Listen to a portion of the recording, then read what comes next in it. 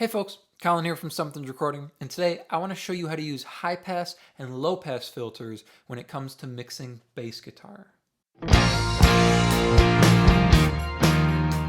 We're going to be exploring high pass and low pass filters on bass guitar today, but before we dive in, if you are ready to go a little bit deeper into the mixing process in its entirety and really start to hone your workflow as an engineer, then I have just the thing for you. It is my 7-step mixing checklist, and it's just a simple PDF that will walk you through the entire mixing process, step by step, to help you get professional and radio-ready mixes without any more of the hassle and without any more of the guesswork. It is a completely free guide, and you can download it below by using the link in the video description. Now let's jump in here and take a look at bass guitar. So you can see there is nothing on this bass guitar bus here, just the usual processing that I have, splitting the DI and the amp into their separate frequencies, right? So just the low end on the DI, just the top end on the amp, and then I have a distorted track here being blended in just to add a little bit more emphasis on the top end. But I want you to take a listen. Here's pretty much our raw bass guitar sound here before we start mixing.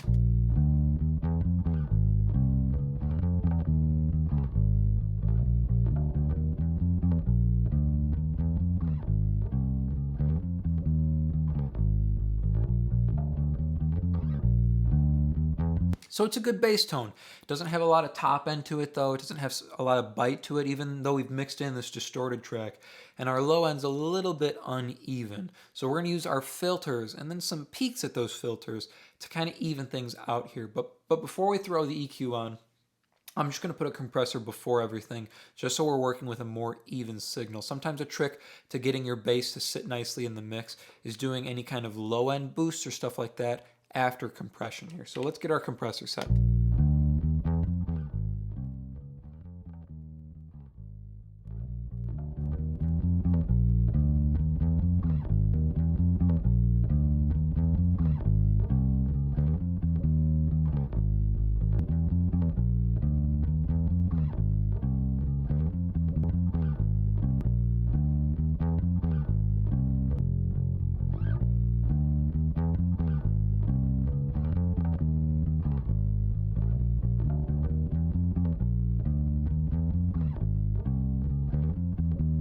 Just some general compression here on the bass. I like using this 1176 style compressor, the FET Comp. You can see our attacks at 0.55 milliseconds, and then our release is all the way fast here at 50 milliseconds. Just doing about 5 dB of reduction on some of those bigger hits on the bass guitar. But that's not what we're focusing in on here.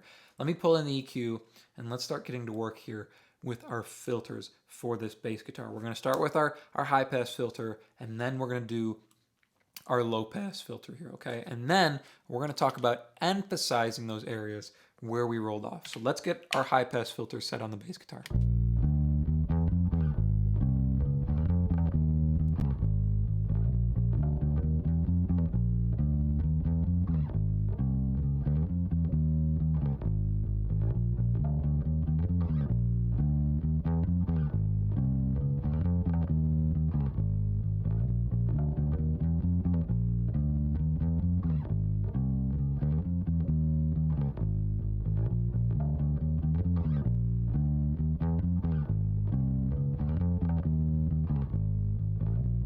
That's feeling good to me right there. You can see I'm at about 70 hertz here, rolled up from where I pulled it down to about 20 or 30 here, and then rolled it up slowly but surely until I found a spot where it felt like it was kind of evening out the low end, right? So we've put compression on our bass guitar so it's not jumping all over the place. Now we're rolling up our high pass till our low end isn't kind of moving all over the place, right? Like we have little boosts at some area and then huge boosts at others. We want to even out our low end and then boost it overall. That's what we're using our high pass to do here. So that's sounding pretty good there, and you can see I'm using a gentler slope or a medium style slope. We're at 12 dB per octave, nothing too aggressive. It's not a really straight or a really aggressive edge here. We're rolling off 12 dB per octave, and that means every octave we're going to be down 12 dB. So we're starting here at 70. An octave, you either double or half the frequency. So if we halved this frequency here by about 35 here, which is going to be right about here, you can see we're about 12 dB down. That's how that's working there, and that's what that 12 dB per octave slope means. Let's do the same kind of thing here with our top end. Let's roll it in till we get rid of what we don't need on the top end here.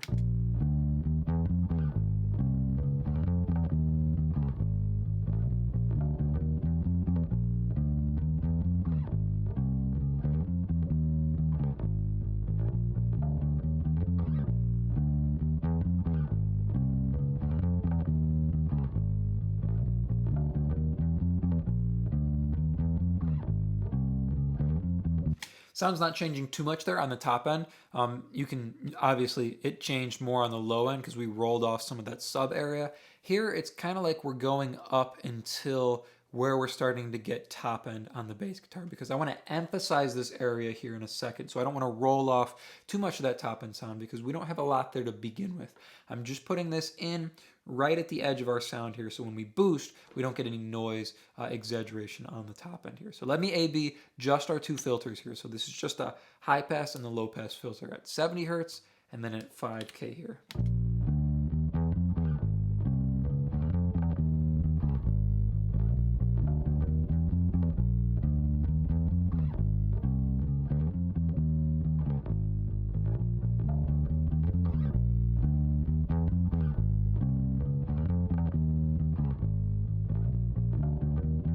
You can hear we're losing a little bit of thickness there in the sub area, but we're gaining focus and we're gaining some evenness in our bottom end because it's not jumping up when we hit a lower sub note and then we're losing it when we hit around that fundamental, that 80 hertz area on the bass guitar. So now what we're going to do is we're going to emphasize these two areas. So we're going to start down here on the bottom end. And I'm actually going to boost right here where our band is at. I'm going to boost at 80 hertz. So we've cut up to about 70. And now we're going to emphasize that area, boosting right above it here at 80. So take a listen.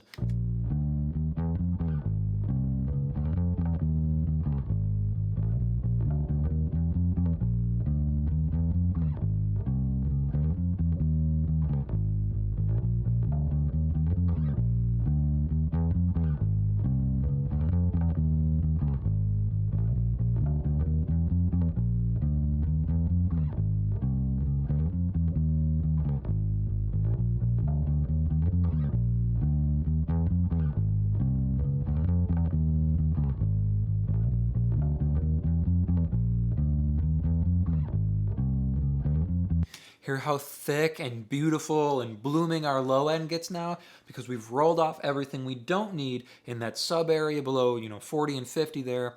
We've focused in on that fundamental and now we're emphasizing that fundamental. So we're bringing up all that big, beautiful low end there. So listen one more time with and without this peak here at 80 hertz.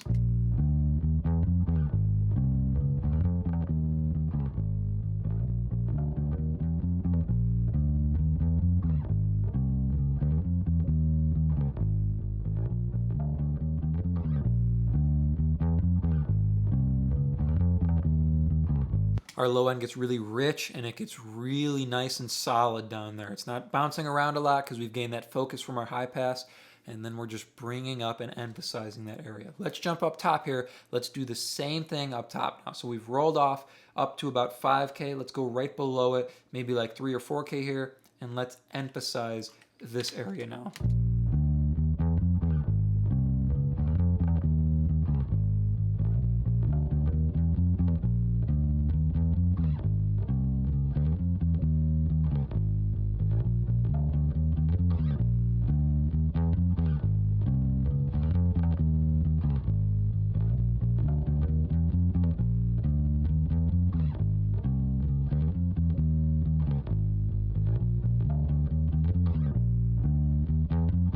So now we've got some noise there up on the top end. We've got some fret noise, we've got some finger noise going on, and that's going to help our bass cut through the mix and sit really, really nicely with the rest of the instruments here in the track. So listen one more time now. We've got our two filters in, and we've got an emphasis or a peak right there at the end of each filter to emphasize that area where we rolled off. So take a listen with and without this EQ here. So here's with, and then I'll take it out.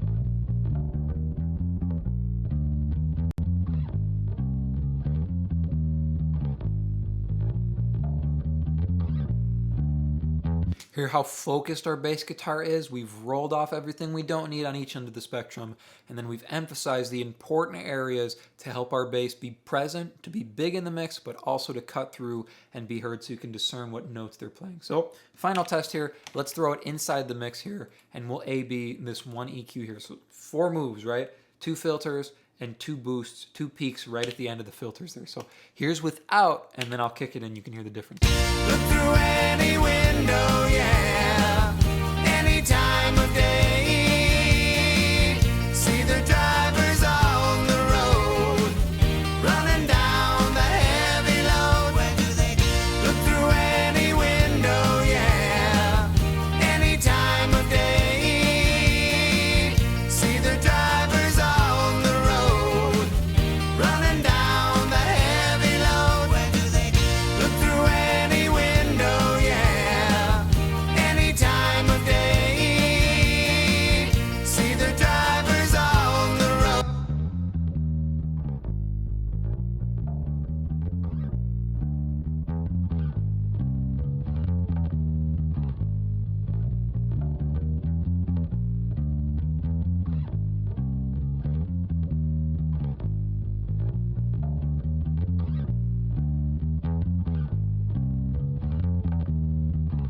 So if you're struggling to get your bass to sit right in your mix, to get it to be big and to get it to be powerful and to cut through, get comfortable using your filters here. So we're rolling off everything we don't need on the bottom end, same on the top end here, and then we're using a peak right at the end of each filter to emphasize the area we rolled off. It gives us focus, it gives us power, and it lets our bass cut through the mix. I hope that was helpful for you. As I mentioned at the beginning of the video, if you're ready to take your mixes to the next level and really start dialing in your workflow as a mixing engineer, then I have just the tool for you, and it is completely free. It is my 7-step mixing checklist, and you can download it below to start creating more professional mixes in less time.